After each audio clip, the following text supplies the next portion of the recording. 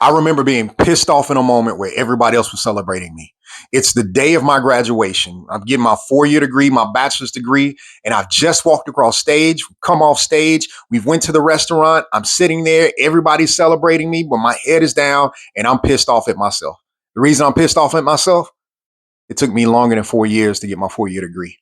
All I could do was think about the missed opportunities and how much further along I should have been. What I recognize in the moment now was that at that time, I had some inevitable obstacles. Those inevitable obstacles, 6 kids and a wife, also having 3 jobs, also a ton of military service in between all of that. And I never really gave myself credit for going through school or making it through and getting that degree despite all of those challenges.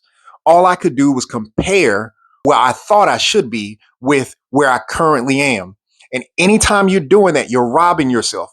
You don't realize it, but in that moment, what you're doing is killing your joy, or really you're comparing. This is the problem with that type of comparison. You're not comparing yourself with somebody else. You're comparing yourself with what you felt like you should have been or your expectations and where you actually are. You just completely overlook what you've accomplished because it didn't fit the narrative that you had in your head of when this should have happened or how it should have happened. And every time you do that, you're going to rob yourself of true joy. Anytime a person can't find the blessing in overcoming an obstacle to achieve something, whenever that thing was achieved, they will never be able to live a life of joy.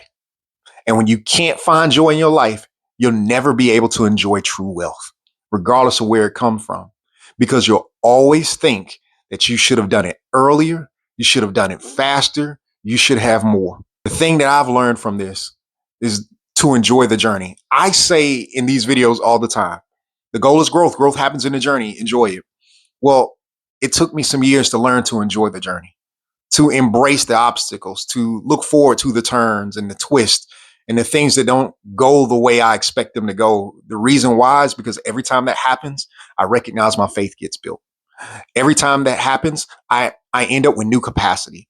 There's new growth that allows me to have greater compassion for other people. It also allows me to have deeper relationships and more fulfilling life than I could have ever dreamed. And whatever I had to go through shaped me into what I am now. And what I am now is good enough. Remember, whatever you're going through, there's a purpose for it. You will accomplish your goal.